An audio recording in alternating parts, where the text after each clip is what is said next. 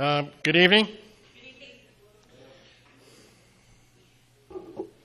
I'd like to welcome you to the April meeting of the Canyon Country Advisory Committee.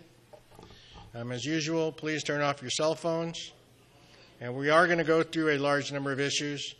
And to try to ensure we get through everything, let's keep our interruptions to a minimum. Please sign in. It is our primary method of communication. If you have not been receiving the Canyon Country Advisory Committee monthly email notices, check your email address and then circle it to remind us to check out the problem. What happens to the list after the meetings is once the master file has been updated, the paper list is shredded. Again, the room is given to us. The use of the room is given to us by the Moose Lodge Family Center. Our meeting facility is supplied by them as a public service.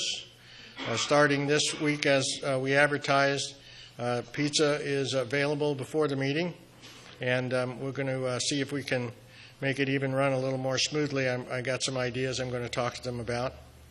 Anyway, the lodge has a kitchen, our stage, our bar area. This is their banquet room, and it's available to Moose members and guests. Restrooms are available to my left, your right, through the door, and then turn right, and you'll see the restrooms in front of you. When asking questions, please wait for and use the microphone. We have 2 cordless microphones available, and we'll be using them throughout the meeting. We know that we can hear you when you ask questions, but it's not picked up very well by the audio equipment, and so therefore, to make sure that you are being recorded, please use them and allow time for those individuals to get with you. Tonight, our meeting agenda will be a call to order. We'll start with the flag salute, announcements, minutes of the last meeting. Then Karen Snook from the Gentle Barn will be here to present to us about it. Then Mr. Leafdale will be providing a presentation on the K-Hits bus trip to Sacramento. A lot of people are interested in what happens when all of those individuals go visit with our elected officials. Then I'll provide to you an Open Space District Financial Accountability and Audit Panel yearly review. It was time that we went through and looked at what items had been purchased and booked this year, how the money was spent, and we'll talk about that and with recommendations for the future. We'll also talk about results of the Sanitation District Board meetings and what that meant. Then some City Council meeting highlights. And then last, the 2011 officer nominations and elections. Then our version of public participation, which is the first 5 people to sign up for 1 minute. And then we'll preview March and April meetings, and then we'll adjourn the meeting. Excuse me? The May 2011 meeting. Okay. Oh, yes, you're correct. Excuse me. I think we're all aware that we've, in the last month, we've had some of our own fallen heroes killed in Afghanistan. On the 19th of March, 2011, was Private First Class Rudy Acosta of Canyon Country and Corporal Donald Mickler of Troutwood, Ohio.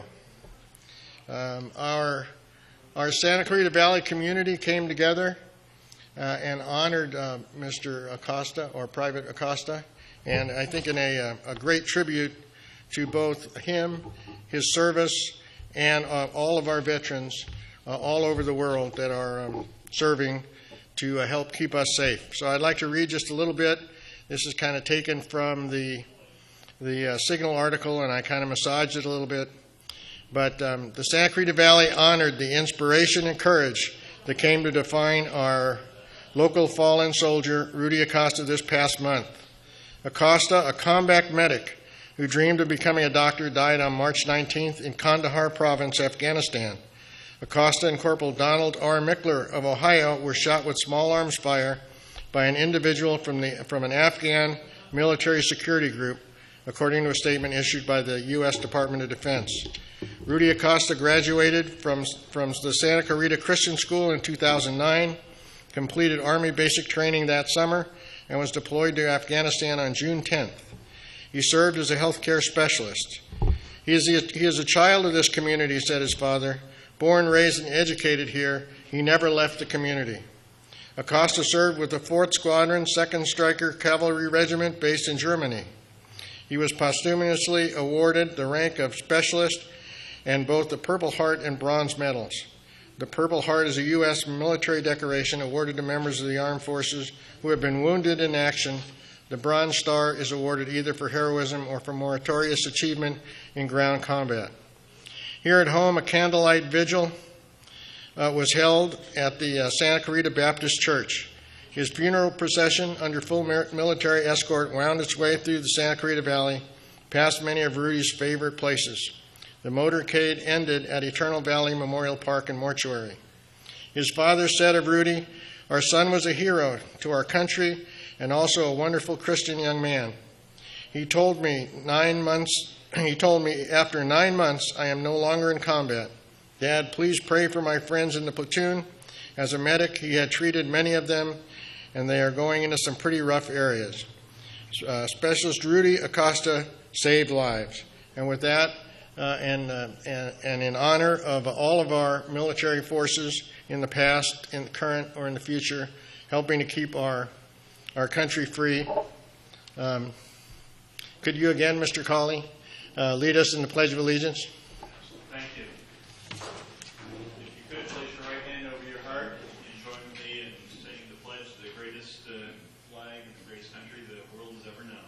I pledge Allegiance to the flag of the United States of America and to the republic for which it stands, one nation, under God, indivisible, with liberty and justice for all.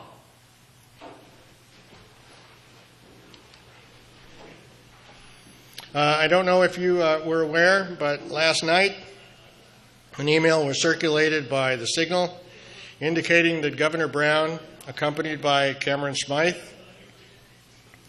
would be in our area to tour the state and talk about extending taxes to avert further budget cuts.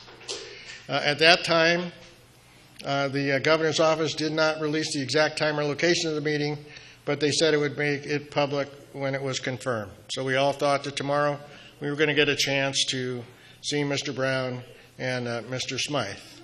But surprise, today the article came out in the Signal indicating that that meeting is going to be invitation only with local educators, law enforcement, and community leaders. The meeting would include about 100 local leaders, and they would be there to discuss the budget crisis with those affected by it. Obviously, Governor Brown and Assemblyman Smythe doesn't seem to understand that we are all affected by the budget crisis. And I feel very much that that both of them have disrespected our community by having that meeting closed to the public. Other emails have floated around indicating that there is going to be a protest at the meeting, and it will be at Hart High tomorrow, I believe at, was it 12 or 1? 12:30, okay. Just some of the other things going on. If you remember, we've been tracking the city's budgetary process this year. That's also interesting as it relates to the open space district, because some of the issues in the open space district are decided in the normal budgetary process, as well as some being decided in the open council meeting. Anyway, the first budget subcommittee meeting will be April the 26th. We'll be there with video camera in hand to see what's going on, and we'll report back to you. But it's an open meeting. It's a Brown Act meeting, so if you want to attend, it's perfectly welcome for you to be there. If you recall, we videotaped the first meeting, which was not very informative, and so we're going to follow this process all the way through and see what we can actually learn. That was the Creekside Streetscape dedication, which comes from some external data and evidently didn't come through. That also will be dedicated on the 26th of this month And you can go down and take a look at what your money is being used for down off of Auto Row on Creekside. I've already been there, and I doubt whether it's going to save them or any or sell any cars. Santa Clarita Valley is covered by 2 separate Senate districts currently. Those districts are always adjusted every 10 years based upon census information. There will be some meetings of the board. The Citizens Board is going to be doing that if you want to let your voices be heard. The first meeting will be on Saturday, April the 30th, from 2 to 5 p.m. in the San Fernando City Hall Council Chambers in San Fernando. And the second meeting on Sunday, May the 1st, at Sierra Toyota in Antelope Valley Room in Lancaster. We'll email out all of these announcements to you so you can have the addresses if you want to attend. In addition, the City of Santa Clarita is looking to hear if you have some unmet transportation needs. Obviously, mainly dealing with bus routes and bus traffic. That meeting will be Friday the 29th, starting at 10 a.m. in Santa Clarita City Hall Century Room. And it says the hearing will be held until the last speaker or 1 hour, whichever is earlier. So you can just see how much they want to input they want. If you cannot attend, or if you are there past the hour, you can provide written comments, which must be postmarked by May the 13th to be considered. And the address is there. And again, I'll email this out to everybody, and you'll be able to either attend, post comments, if you so desire. High-speed rail. Here's another fun one that's coming our way.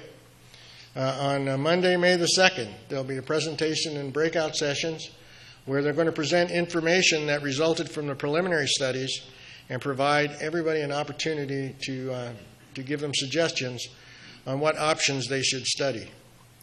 I personally would like to ask them why they can't move, if they're going to underground it, why they can't move it east and underground it under an area that doesn't have any homes.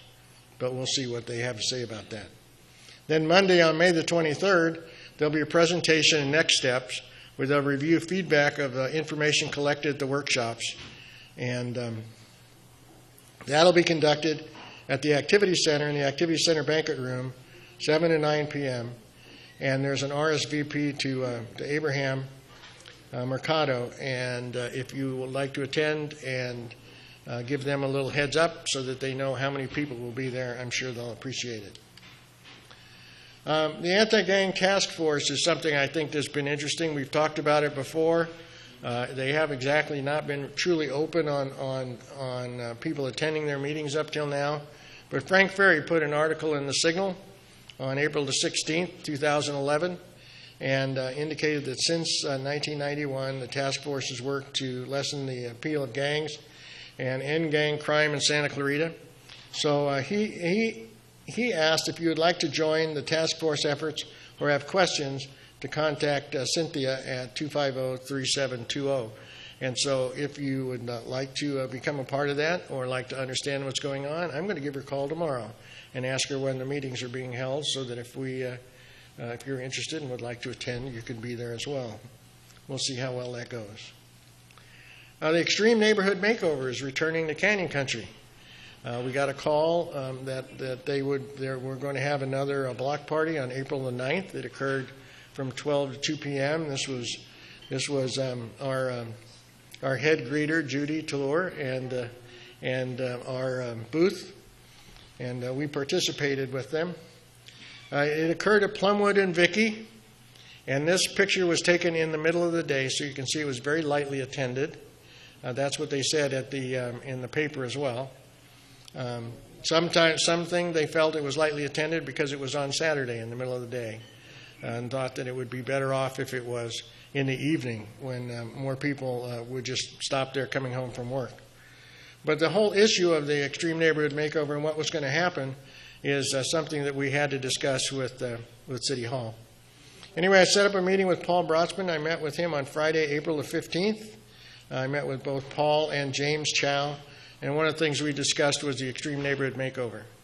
As it turns out, we were told that Before it started again, there would be a survey sent to the affected residents, and I asked them if they had in fact conducted that survey, and they had not.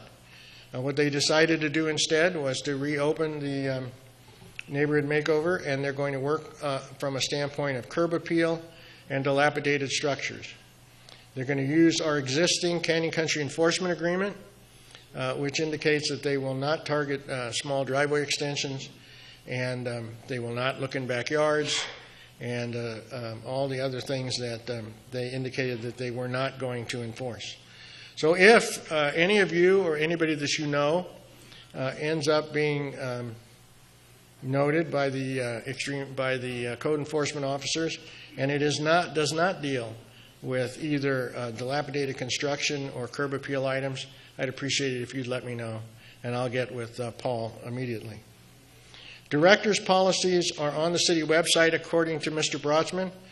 We talked about directors' policies as a method by which we could discuss the application of new codes to existing neighborhoods. So as an example, the driveway extension ordinance was passed in 2005. These houses that they're looking at were built in 61 or 62. So how do you deal with that, and how do you apply the codes in these different areas? And so he told me that that their method would be to write directors' policies until UDCs could be amended, and we would then take a look at those. They're supposed to be online. He said a small number of them does exist, and he's going to provide me links to them, and we'll take a look and see how well that process is working. Sign enforcement, code enforcement was another issue we talked about. The problem in our area in Canyon Country is growing again. Lots of signs, lots of repeat offenders, businesses that had been cited for banners or for illegal signs are now doing it again. And part of the problem is that we're working against 5 code enforcement officers. There's only 5 code enforcement officers in the whole city of Santa Clarita. And the way their process works is they write up an issue with a business or a residence, and then they give you 60 days to comply, and they'll give you some extra leeway if you really need it. Anyway, so if you're a business and you are displaying a banner, which you're not supposed to be displaying, then what happens is they'll come to you, say, take your banner down, and you take it down. And then in 2 months, you put it back up. Well, that becomes a new ticket. And so the fact that they've gone through this with you 2 or 3 or 4 times doesn't seem to make any difference. So what's going to happen is that they're talking about a method of addressing some of these repeat offenders. And I think I agree with them that the first or second time you talk to people, you can be really nice, and maybe they just don't understand. But after that occurs 5 or 6 times, you kind of get tired of going out and visiting them again. So they're going to be working on those kinds of UDC changes. Also, for commercial realty signs, Paul also agrees that a problem exists. And he is looking at a new UDC to limit the size and quantity of commercial realty signs. Because in some of the places within Canyon Country, it's just gone completely over the top. I don't know, I think the best example of completely over the top is on Sierra Highway, just on the way here, if you saw it on the left-hand side, where the owner has wallpapered their whole structure with for rent signs. And it certainly doesn't help demonstrate that the neighborhood is in good hands. And I personally don't know who would want to rent a commercial piece of property in the midst of an area that has 8, 10-foot signs all the way around it saying that they can't rent it. The UDC changes are currently in work. We've been told this a lot, that they're going to be part of OVOV, and we're going to look for the adoption by the end of the year. They actually promised it to me a little earlier, but we're going to sit there and keep hounding them because, as you know, with the new UDC on trailers, if they want it to happen, it can happen really quickly. And we've been talking about some of these UDC changes now for 2 years. So we'll track them and see how well they do. And if you want a Santa Clarita library card, did you notice that? If you want a Santa Clarita library card, you can apply today. Of course, you can't get it today, but you can apply today. So if you apply for a new library card, then you can go pick it up on July the 1st, providing you have identification. But you can apply for it any time between now and then. That also was sent to almost all of us. I don't know the new CERT class that started in April, the Community Emergency Response Training class, is currently going on. And if you know anybody that was taking the class, or if we have any members that were in the class, please let me know. I'd like to find a student that could come and give us a presentation and tell us exactly what that was like. This is going to be the last month to review the bylaws. We decided we'll do it one more month, and then we'll do an adoption next month. So if you're interested in providing comments or you just want to see what's going on, add your name to the bylaw review list, and we'll email you out a copy. Statistics from our meetings. You can see that last month we had a little over 40 people. We'll keep tracking it. And at the same time, we're going to talk about our videos. Videos are now online. And we currently, by the way, have 46 videos on YouTube. You can find any of them if you like by just going to YouTube and searching on the Canyon Country Advisory Committee. 38 of those videos are from previous local elections. And I think it's interesting that people continue to look at some of those way after the elections have ended. So our chief getter, the guy that got the most views on any of those 38 videos was David Ghani, and his election was on February the 17th. I'm sorry, not the election, but the video was posted on February the 17th, and it had 250 views. We had 3 from Lori Anders' January 19th library presentation, and part 1 had 159 views.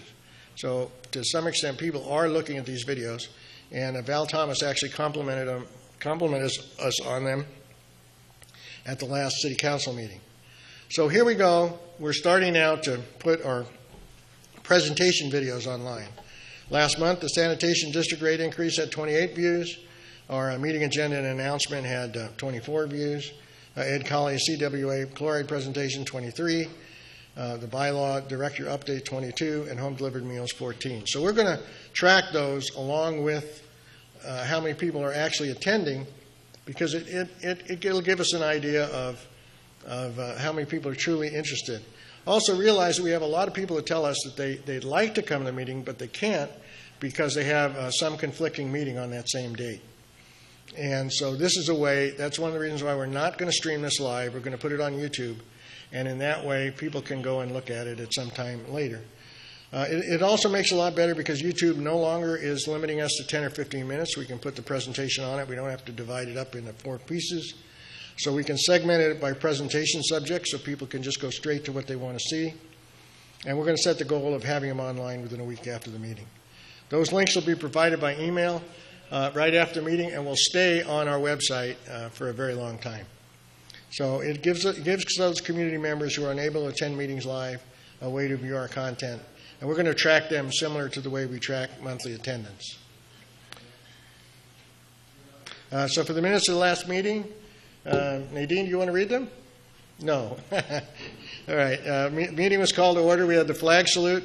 We had announcements provided on the city budget process, the sanitation fee increase, rooming house ordinance, high-speed rail, CERT training program, the city council 2-2 vote, which we're going to talk about more tonight, the open space FAT meeting, and the February CCA meetings were read and approved.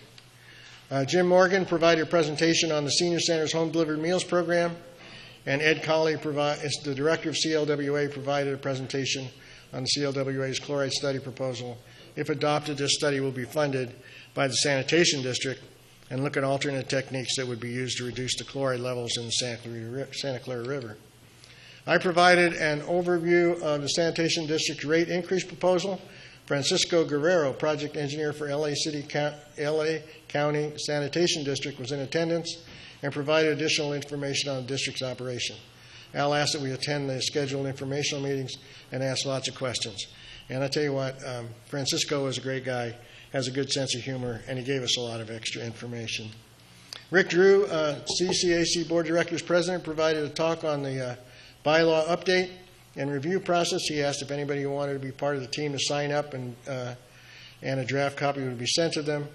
Nominations for 2011 membership officers were taken by Spence Leafdale. Current nominees are Al Ferdman for chair, co-chair Merle DeMartelaire, secretary Nadine Teeter. Nominations will continue and elections will be held tonight. Public participation, Berta Gonzalez discussed her concerns about the Board of Directors and bylaw review process. The April meeting preview was with Mayor McLean, and we'll talk more about that tonight, and the meeting was adjourned. Are there any additions or corrections to the minutes? Thank you. Then the minutes will stand approved as read.